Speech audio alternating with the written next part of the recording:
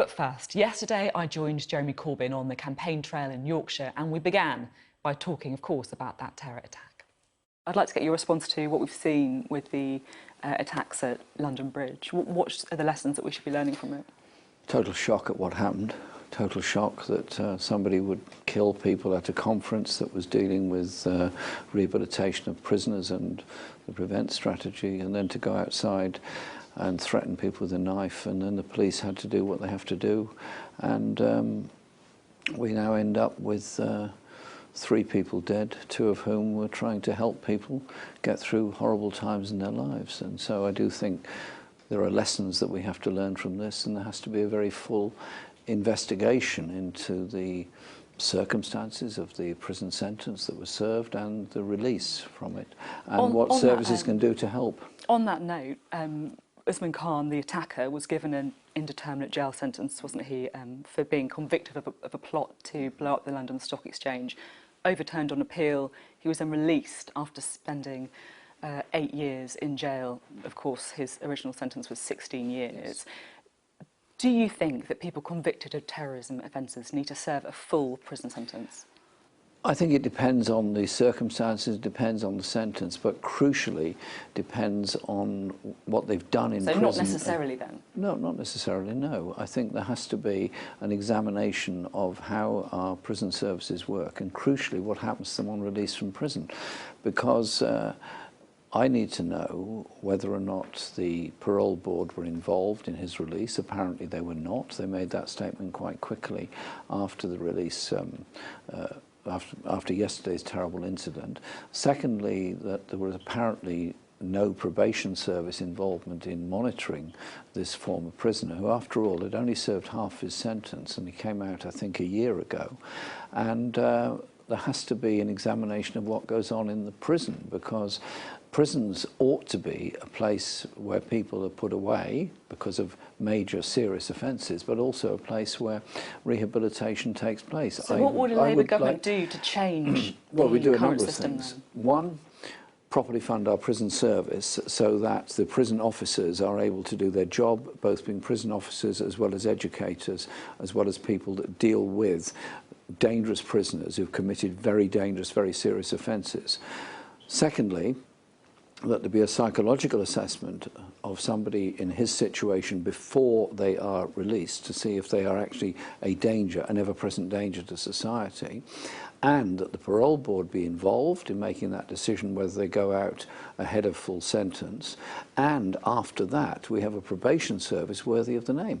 Our probation service was half privatised, is not up to scratch, is not able to deal with the number of cases they have to deal with, and a lot of prisoners are simply put on a tag, or ex-prisoners rather, put on a tag, which if they breach, clearly then that the police are alerted.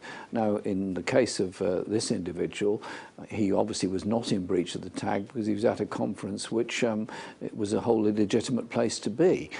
But something happened, and he killed people at the conference, and then himself was killed on the street. As you say, he was killed on the street. The police shot him dead. Were they right to shoot him dead? I think they had no choice. They were stuck with a situation where there was a credible threat of a bomb belt around his body, and it's an awful situation for any police officer or any public servant to be put in. You've spoken about shoot to kill before. In 2015 you said, "I'm not happy with the shoot to kill policy in general. I think it's quite dangerous. I think it could also be counterproductive." Is that still your view? This was a situation where the police were faced with a very dangerous position. Somebody he'd already killed 2 people. The police may or may not have known that at that point, and he was wrestled to the ground, and as far as they were concerned, he had explosives strapped to his body, and they took the action that they could.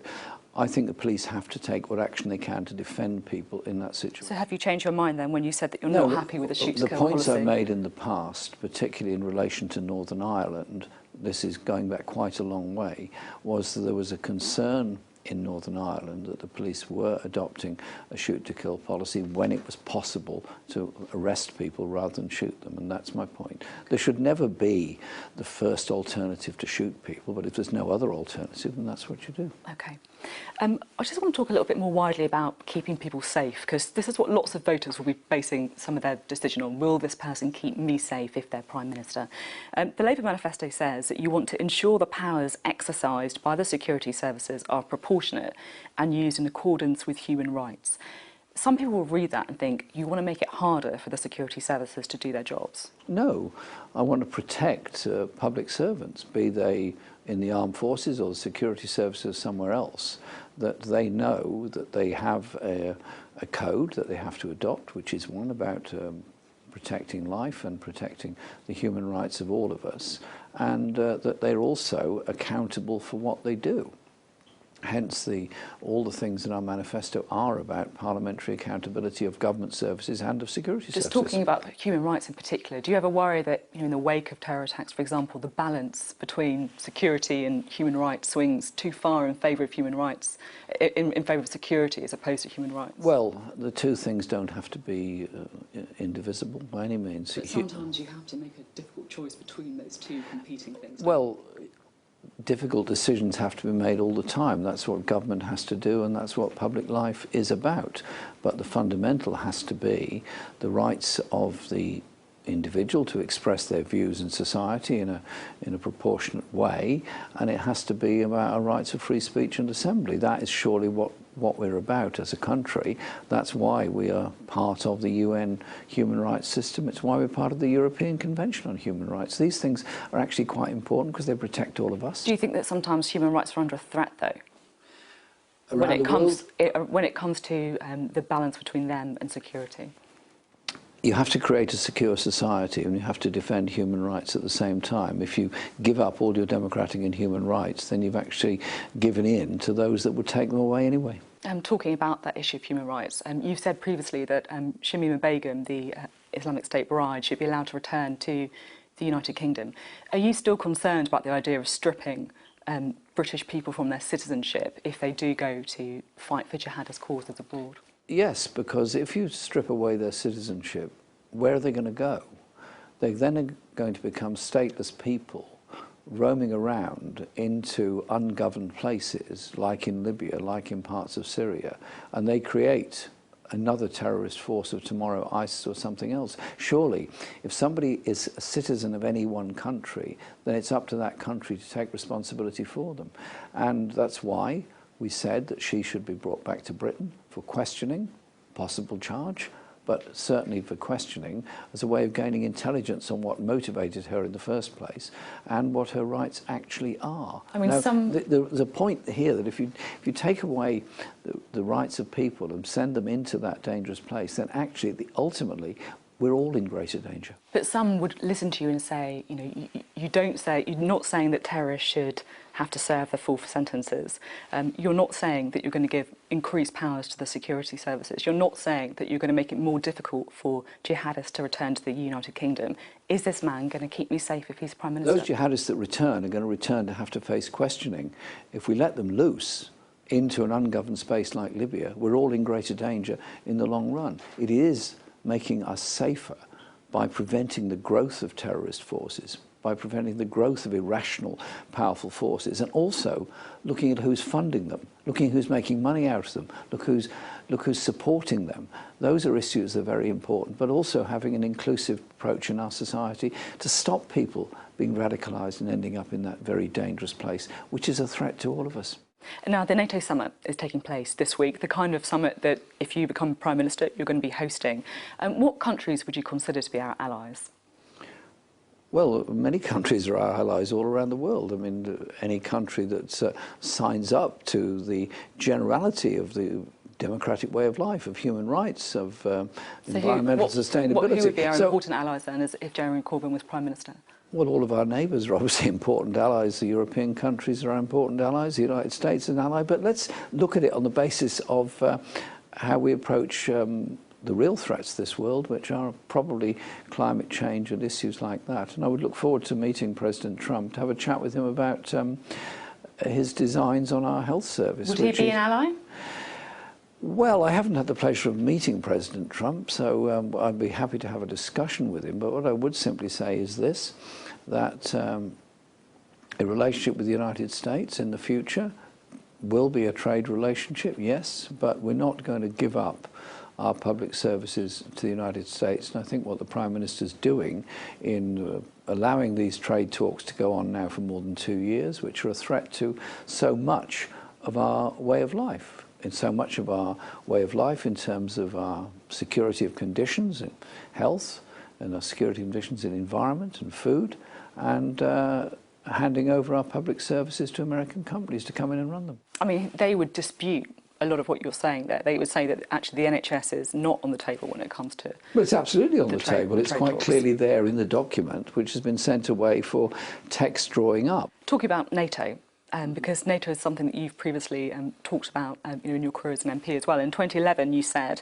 we have got to be realistic that NATO is a major problem and a major difficulty, and we have to campaign against NATO's power, its influence and its global reach, because it's a danger to world peace and a danger to security. If you're Prime Minister, is that the message you'd be taking to NATO summits? What I would take to the NATO summit is this, that NATO was founded as a result of the Second World War. It was a product of its strength of the Cold War, and I think we have to use all of the countries of NATO to try and build... So have you changed your mind on NATO Well, then? if I can develop my argument slightly, just to say we have to develop security around the world by bringing about a respectful relationship with Russia and other countries, but also we have to recognise the need to bring about peace where it is in danger, such as in Iran or such as in Korea at the present time. And that can be done by serious diplomatic negotiations. I'm keen to talk about some domestic issues now, Okay. Because if you're Prime Minister, your policy on Brexit, something that lots of people will be very interested in, is to negotiate a new deal, put that to a referendum, and then stay neutral in that referendum. Is that really showing leadership, to stay neutral? Yes, because this country's got to come together. We can't be forever negotiating how people voted and debating how people voted in 2016. Will you actually vote in the referendum? Can we come on to what the referendum's going to say first? Because we will put a decision to the British people that we will have negotiated with the EU, which will be a trade relationship, which will be protection of the Good Friday Agreement and our rights, but it will be outside the EU, will not be members of the EU. Then we'll put that alongside Remain. And so that way, the people can make a decision. My role would be the honest broker of bringing people together in order to carry out that decision. Would you vote in the referendum? Yeah. Would you tell us at the time how you're going to vote? You have to wait and see.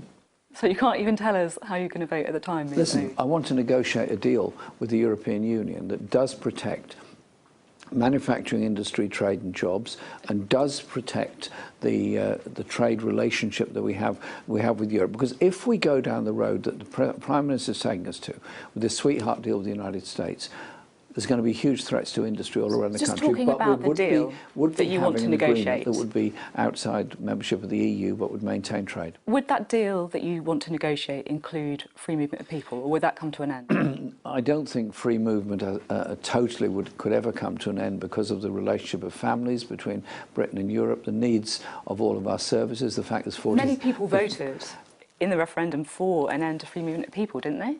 I don't think they voted to have 40,000 nurse vacancies in Britain. I don't think they voted to lose all those European doctors. And I do think we have to recognise the rights of those many European Union nationals that have made their homes here and made a fantastic contribution to our country and actually helped us run our health service. At the moment, all of that is under threat because of the uncertainty. Our whole process will bring uncertainty to an end. All the Prime Minister's offering is actually a negotiation with the United States, which would take at least 7 years to negotiate. It's not all going to be done and dusted in a short time under Boris Johnson. I'm keen to talk a bit about your manifesto as well, of course, because for every, in particular about the spending pledges in the manifesto, because for every £1 the Conservatives want to spend, if they become the party of government, Labour would spend £28.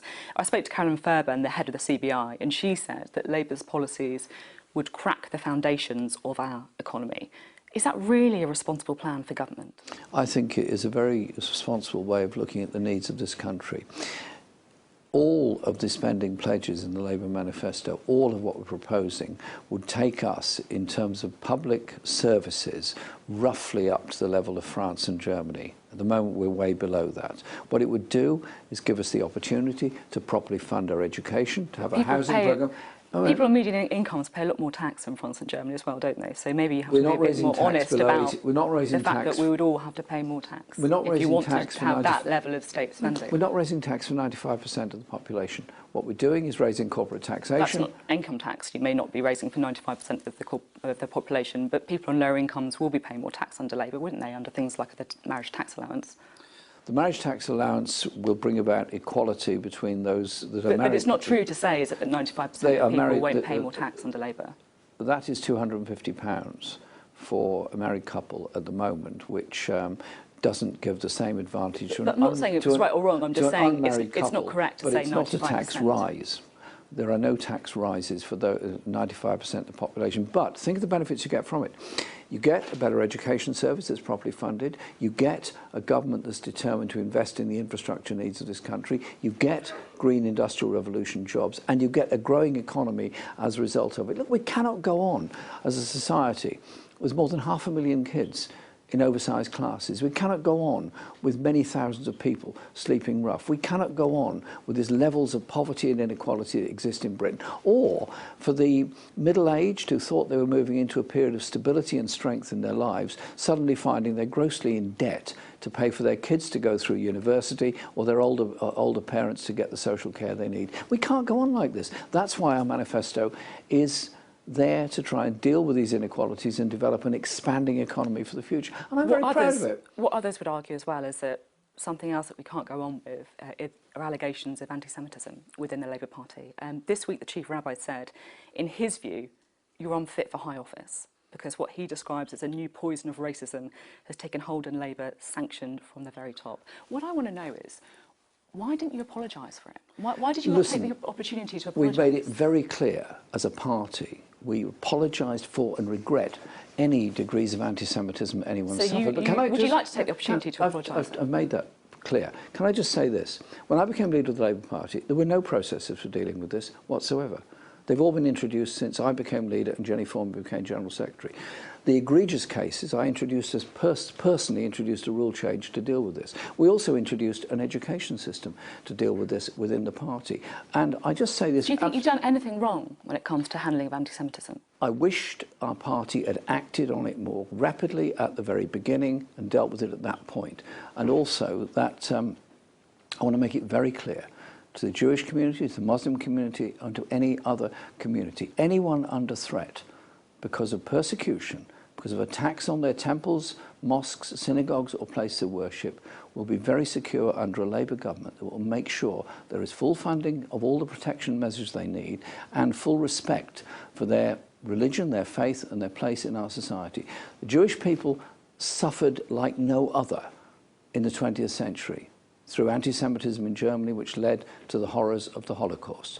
The Jewish people have made an incredible contribution to my party, to our trade unions, to our life and intellectual life in this country. I value that, and I thank them for everything they do. I want all communities to be safe. So why do you think it is then, if you do value the Jewish community so much, that if you listen to what they're saying, and you always say leadership is about listening, then they are really worried? A recent poll, 87% of British Jews said they consider you to be an anti-Semite. This weekend, the Sunday Telegraph publishing a poll, 84% of people saying you pose a threat to British Jews. I pose no threat to any community whatsoever in this country. I've spent my life fighting racism, fighting against racist attacks. So why do 87% of British Jews say they think you're anti-Semitic? I simply say this, there is no place anywhere for anti-Semitism in our society, ever. Okay. A couple of things just to end the interview with. You were asked recently if you thought the monarchy was fit for purpose, and you said you think it requires improvement. What improvements do you think you'd like to see? Well, I think the behaviour of individuals within the royal family is being looked at, shall we say. I do think the question of the size of the family and all that they do, but I do think the public as a whole would want to see those kind of changes, and the debate around the behaviour of Prince Andrew has actually brought that to the fore. So you think it's a bit too big, effectively?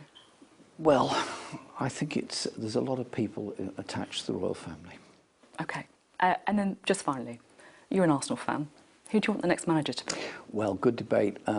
Personally, I like Patrick Vieira.